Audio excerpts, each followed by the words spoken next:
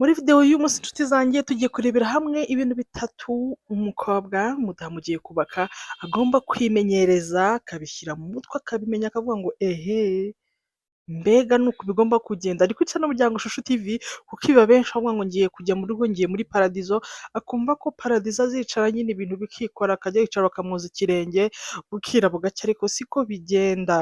Ibintu bitatu nawe muhungu ugiye kurambagiza cyangwa mugabo ugiye gushaka umugore ugomba kubireba mu muntu ugiye gushaka ko agerageza byibuze, hanyuma ibindi ukazabimenya mugezeyo. Ni kuri channel umuryango wa Shusho TV, ndakwibutsa gukora subscribe, comment na like na share, ni ingenzi cyane kugira ngo tubane no mu bindi biganiro kandi tubahaye ikaze.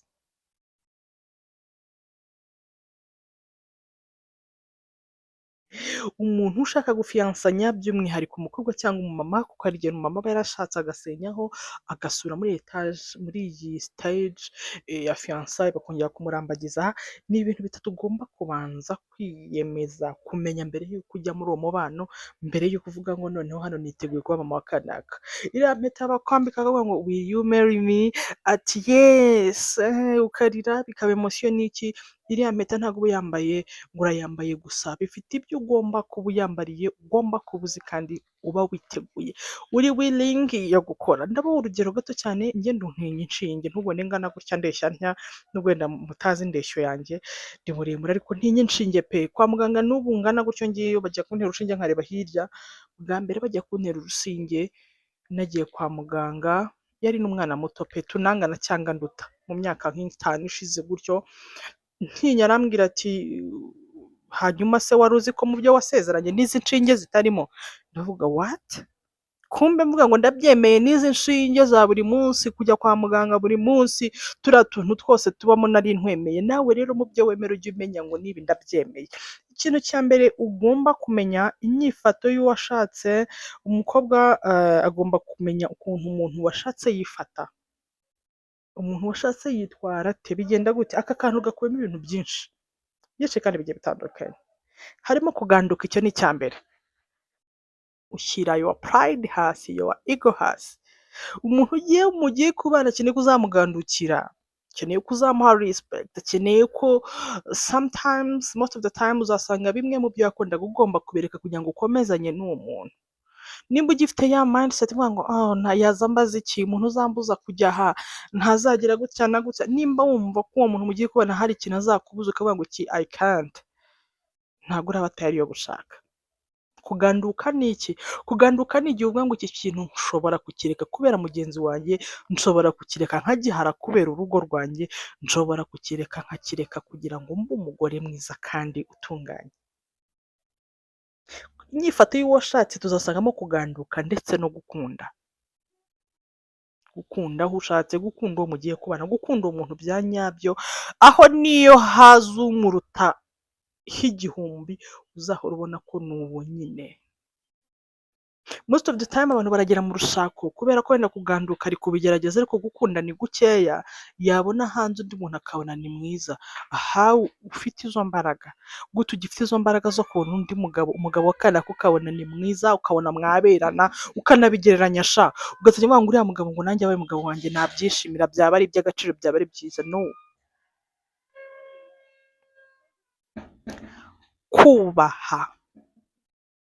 Kubaha, gukunda uzakunde nka 20%, ariko kubaha bibe 100% cyangwa 1000%. Umugabo kwirwa umubwira I love you, je t'aime, this and that, ariko mwaba mwicaranye ukamusuzugura, yakubwira ikintu ukamureba hasi hejuru, yagutuma iki ukavuga ati gira, iyo byagenda gutyo ukamusuzugura no mu karubanda, ariko uzi ngo ni sheri shushu. Iyi sheri shushu yo muri fiyansaye, iyi sheri shushu y'umwana ugitaha iwabo, iyi sheri shushu ntabwo ari byo bikora mu rugo, my dear friend. Kubaha bize ku mwanya wa mbere, hanyuma sasa nshuti yanjye turacyari kuvuga inyifato ikwiye iyo ugiye gushaka cyangwa washatse. Kugira ibanga. Nowadays kuko mukiri muri fiyansaye, kuko mu kibanza uri kumva akantu kose kavugwa, ariko ntabwo ari buri kose kavugwa. Menya kugira ibanga ry'uwo mwashakanye, menya kugira ibanga. ry'urugo rwawe, menya kugira ibanga za defo z'urugo rwawe, z'ibigenda by'urugo rwawe. Iyo tuvuga ibanga ntabwo tuba tuvuga ngo duhishe ibitagenda kugira ngo kanaka atabimenya, nibyo byiza most of the time. Abantu bari so wicked my dear friend, most of the time ibyo byiza ujya gutangaza ntabwo abantu bari proud yo kubyumva. Iga kugira ibanga ryaba iby'ibintu byiza cyangwa ibintu bibi, aho ngaho inyifato y'uwashatse numara kwinoza ukumva uri proud ukumva uri tayari kuzaganduka, gukunda no kubaha ndetse no kugira ibanga, iyo ntambwe ya mbere uzaba uyiteye courage. Mbere yo kwemera iriya mpeta ya fiançailles, mbere yo kuvuga ngo nzaba umugore, ngo nzagira gute, uri tayari yo kuganduka, uri tayari yo gukunda, ese uri tayari yo kugira ibanga. Hanyuma hakaza inyifato ya kabiri, inyifato y'umubyeyi ugiye gushaka, ntawe umenya wenda Imana izaguha urubyaro, ari nabyo twese tuba twifuza. Hari inyifato rero igomba ikwiye umuntu wabyaye, wabaye umumama, itandukanye na ba bamama b'abadotcom bagezweho, arabyara agasiga umwana mu nzu, agasiga umwana mu nzu akajya muri show na show. Imwe mu myifato rero iranga umubyeyi, iranga umudamu wubatse, harimo kuba imfura, kugira ubupfura muri we, kurangwa n'ubupfura muri we, kugira umwete, gushishikara, ukashyira ubunebwe hasi. Nutagira umwete, imyenda ya bebe, imyenda ya papa, bebe sitoke mu rugo yashize, ukeneye kujya guhaha this and that, bizakorwa nande? Most of the time tuvuga ngo ndashatse, lelelele, ndagiye, turi kugushyigikira wumva ugiye mu ijuru, ariko ni nabyo ni ijuru rito igihe wabiharaniye, ariko zijyana n'inshingano, zijyana n'ibi byose, zijyana no kwigomwa wowe wa kera wo mu bukobwa ukaba undi muntu mushyashya. Kugira isuku, byo isuku ni isoko y'ubuzima, na mbere yo kuba umudamu cyangwa umubyeyi nayo isuku ni ngombwa. Gutoza abana, which is the hardest thing I ever discovered in this step of parenting. Ndi umumama w'abana babiri, ndashimira uhoraho, namwe mutabafite Imana ibabahe, n'abafite Imana ibaturindire kandi bagire abana beza bagikorera rwose. Kera hari indirimbo bajyaga baririmba ngo kuza siyo kazi, kulea ndiyo kazi. Abaswahili n'abarundi muranyumva neza. Kuza siyo kazi, kubyara ntabwo ari akazi, nubwo turibwa tukabicamo, ariko bibaye ari akazi ntabwo wasanga ababyeyi ba kera barabyaraga 10, 15, 20 bose akababyarana umuntu umwe. Na n'ubu kandi urababara ukavayo uvuga ngo muganga sinzagaruka ejo mu gitondo, muganga akaba ari kukubwira ati turakwakiriye nanone. Kubera ko kubyara ni uburibwe bw'akanya gato, ariko kurera it's so hard. Ntabwo umwana uzamufata umutereke umushushanya uko ushaka kwaba, you have to work for it. Ufite kubikorera. Ibyo byose rero tuzabisanga mu gutoza abana, mu gutanga uburere, mu gutanga discipline. Nkakunda abanyarwanda ko bahita bavuga ngo umwana ngo wangiritse ngo ni uwa nyina. Simujya mubyumva, udafite discipline, ufite discipline iri hasi. Rero hano umukobwa, umumama niho agomba kugoboka, akiga kandi akaba tayari yo gutanga uburere, yo kuba umubyeyi. Umubyeyi agahagarara kibyeyi nyine. Hakaza kuvura, aribyo ndi kubigisha muri iyi minsi ku biganiro tuvuga. Nuba umubyeyi ugatangira kubyara, ukibyara imfura yawe uzakenera ko umwana akenera igitenetene. Most of the time iyo ndi kubivugamo abashusho w'umusilamukazi se iba bizi gute? Ndi umusilamukazi w'umunyarwanda, ndi umusilamukazi alhamdulillah, kandi wanamenye yuko imiti y'ibyatsi ivura kandi ikavura uwashatse nyine kwimuvura utarabikerenje. Ndi umumama nkaba umubyeyi, nkibyara imfura yanjye ya mbere, mu nda igitenetene, umwana akarwara icyo mu nda, bakambaza igitenetene nkakanura amaso, ntacyo nari nzi for sure.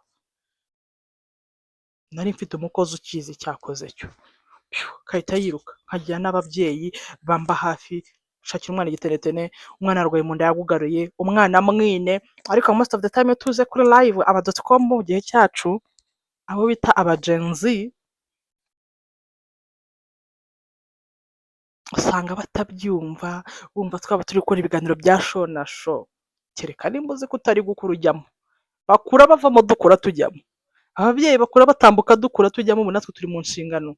ubu nonaha turi kubyumva neza ukuntu bazaga ati nyabura muvuge ko umubyeyi adahari kandi ubizi neza ko aryamye byabaga byakaze.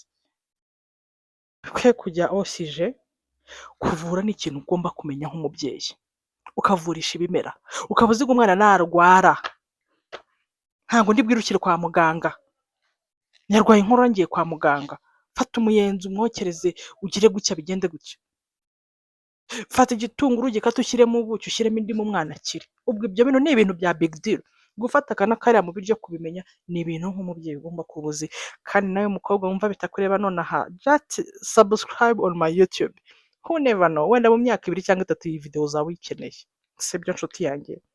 Iyo ni inyifato ireba umubyeyi, harimo ubupfura, umwete, isuku, gutoza abana ndetse no kuvura. Aha bisaba kuba azi impagarike n'imikorere y'ingingo, ukaba uzi umwana wanjye ko amaze kugira amezi 6 ijosi ritarahagarara, ugashirika ubuto ukavuga byagenze bite? Yes, iyo wabaye umubyeyi ho hano nta mikino iba ikirimo my dear friend. Aha ni hahandi umuntu aba atakivuga ngo ntinya urupfu. Buriya uzarebe 100% nta mubyeyi utinya gupfa, atinya kuvuga ngo ndamutse mpfuye abana banjye barerwa nande, babona ubitaho nk'uko mbitaho, babona ubaha urukundo nk'uko mbakunda, babona ubahangayikira nk'uko mbahangayikira. We mukobwa rero iyo niyo si uba ugiye kubamo. Inyifato ya gatatu ireba umukobwa cyangwa se ireba umugore muri rusange, inyifato y'umugore, umugore, yes uri umugore wa kanaka, wa sheri wawe, wabaye madame, ni ibiki bikureba? Kugira gahunda nziza mu rugo, gahunda y'iwawe. Iwanyu mwabaga mufite umukozi, niba uri umwana wo mu mafaranga sibyo, mwabaga mufite umukozi ari wo tantine, turarya iki tantine wahishije? No, hariya ugiye ntago bari bubibaze, barajya kwazamo amakanaka, nawe watangiye kugira abakozi, turateka iki? Ukanura amaso ujye guhamagara mama, turateka iki? Umutware avuga ngo ndambara iki? Wabyirebeye hawu, kiragaruka kuri cya kintu cya mbere cyo kuganduka. Ugomba kuganduka, uriya ni umuntu w'umutware w'urugo. Yes, ukamumenyera ibyo, ukamumenyera kugira umwihariko w'umugore w'umugabo wawe, ugomba kuba ufite umwihariko mu buryo bumwe cyangwa ubundi. Wa mwihariko k'akantu uzajya umukorera akavuga ngo n'uwampa kanaka ufite ibi ntacyankoza uyu muntu. Siko bimeze inshuti zanjye, nubwo buri muntu agira akamunaniye, mu bizakunanira ntuzananirwe no kugira umwihariko utuma umuntu wagukunda akakunambaho, sibyo? Umucyo wo mu maso nk'umugore w'urugo ni ikintu cyiza cyane udeservinga kuba ufite. Metero wanjye ndabona uri gushaka ko nambara ubusa ku karubanda. Ukumva nshuti yanjye, umucyo wo mu maso nubwo byaba bikaze gute, bituma abantu bagucishamo ijisho, wijya kwereka ko akanaka ko wagowe, nta muntu uba ufitiye impuhwe. Outside of your home abantu bose bifuza, usasanga 50 bifuza ko rusenyuka, abandi 20 bifuza ko rugumaho, abandi bari baje mafu ntacyo bibabwiye, ntacyo bitayeho, ariko ikintu ugomba kurangwa nacyo ni umucyo wo mu maso, bikajyana n'imyambarire muri rusange. Mfite umubyeyi w'umumama na n'ubu aracyari, Imana ikomeze imuhe ubuzima burambye, azatubone tubabo yifuza ko tubabo. Nawe ukibafite Imana ikomeze bakurindire. Yajyaga atubwira ngo uko byagenda kose mwana wanjye, ntuzatume usa na kondisiyo urimo. Niyo waba urarajya woga, wisige ariya mavuta yashiga, wisiga ubuto cyangwa igikotori, wambare useke umwenyure ku buryo wica iperereza. Wima abantu amakuru, uwo mucyo wo mu maso wima abashaka kwinjira urugo rwawe, utuma abantu babona ko uri muri paradizo, ibintu byawe ukabibwira ugomba kubibwira, apana kwereka isi yose ko washinyara yaraye wababaye. Hari uwo ubyereka akabona urimo urakina ibyo uri kumwereka mitoto ndogo, kandi koko kugerageza gukunda iyo washatse ndetse n'abo washatse, ndetse no kubitaho mu buryo ushoboye. Ntabwo utegetswe kujya kubakunda ngo bakunde mu cyimbo cya musaza wabo cyangwa ugire gute, ariko ukeneye kububaha, kubakunda ndetse ugagura n'ibikwiye bitakubangamiye, nimba ari ukubasura, nimba ari iki, ariko wibuke ko bari abantu nabo it's a part of your family. Ni umuryango wawe, nyina w'umugabo wawe, iki, it's a part of the family. Wibigira intambara rero ngo wige uvuga ngo ngiye guhangana na mabukwe, ngiye guhangana na jya guhangana no kubaka urwawe, uhangane no kubona ko uva kuri step imwe ukajya ku yindi. Ibi rero ni ibintu biranga umugore uri tayari kubaka, ufite gahunda, apana yes ndabyemeye nzakubera will you marry me yes I do, ukahita utanga akaboko bagashyiramo fiançailles, are you ready? No mu byo wemeye ni na za nshinge bambwiye, uba uzemeye ukiba umugore aka kaboko uba ugatanze, uba utanze umutima, uba utanze buri kimwe, ariko kano nkarenzeho ku mugabo uri worth it, ku mugabo ubikwiye. Mpita nsoza ikiganiro, buri mugabo wese ntabwo adizavinga bino bintu. Mugabo wicara ntugire icyo ukora, ntabwo udizavinga kuba uri umutware wo mu rugo, ntabwo udizavinga gukorerwa ibi ngibi utatanze. Nkwibutsa ko niba ushaka ko baguha respect bakugandukira, tanga 80% umugore atanga ibyo yahawe, aragukubira. Mukunde, umwereka urukundo, umuhe support, ibyo azajya bigukubira. Demo umwereka urwango, demo umwereka ko ntacyo amaze, azajya abigukorera ubugira gatatu, uvuge ngo uyu ni umugore nishakiye. Cyangwa demo ushaka ko urugo rwawe ruba rwiza, rukaryoha, rugakundika, akunda umugore wawe mugabo, azabikora in return. Azagukunda bikurenga, azakubaha, azakugandukira, ariko nimba umuhata urwango, uzabona umuntu akuyemo ake karenge yigendera aho kuhasiga ubuzima. Rero Imana ibarinde kandi bakunde. Abagore muzi tuba abagore beza b'urugo, twitegure kuganduka, tumenye kuvura abana bacu, nitwe baganga ba mbere ku bana twabyaye. Ibyo rero umukobwa cyangwa umumama ugiye kujya muri relationship, muri marriage, bwa mbere agomba kubimenya. Nigire ko wakoze subscribe ku biganiro bijyanye no kumenya kwivura, kuko uri umumama ukeneye kubimenya. Wenda umukobwa ukiri iwabo aracyafite mama we, aracyamwahirira, ariko nawe ubaye mama nonaha ukeneye umwana yarwaye kinetenete ntacyo uzi, urwaye ama infection urirwa usacinga amanywa n'ijoro, wakabaye warabyize, ariko da mujye musacinga mu birebe. Niyo mpamvu turi kubibagezaho kugira ngo mubimenye. Bikushira umuryango rero mukore subscribe, comment na like na share, ingenzi cyane. Duhure no muri biganiro byacu nagaruka. Ndabakunda cyane, muhaye muronke. Tuzaza tubereka rero n'umuhungu umusore witegura kuba umugabo nyawe, nawe apana kuvuga ngo will you marry me, akumva ko kuba ari umugabo, kuba yambaye ipantaro bimugize umugabo. No, bifite ibyo bijyana nabyo kugira ngo umugabo uhamye, uyu mukobwa cyangwa uyu mugore tubonye muri iyi video akubere umugore wujuje ibi bintu. Bisaba ko nawe hari ibyo ugomba kuba wujuje. Kuba ugeze 30 35 ntabwo bivuze ngo nanjye naba umugabo, nanjye narongora nashyira mu rugo. Kuba uzi kurongora ntabwo ari byo bitumye bubaka. Birajyana gukora, birajyana kubaha, guha agaciro, guha ijambo, everything details. Tuzabivuga ku muhungu. Imana ibarinde kandi bakunde, kubera ko mbakunda, mbasezera nk'inshuro 10 muri video. Bye bye rero, muhaye muronke, ndabakunda.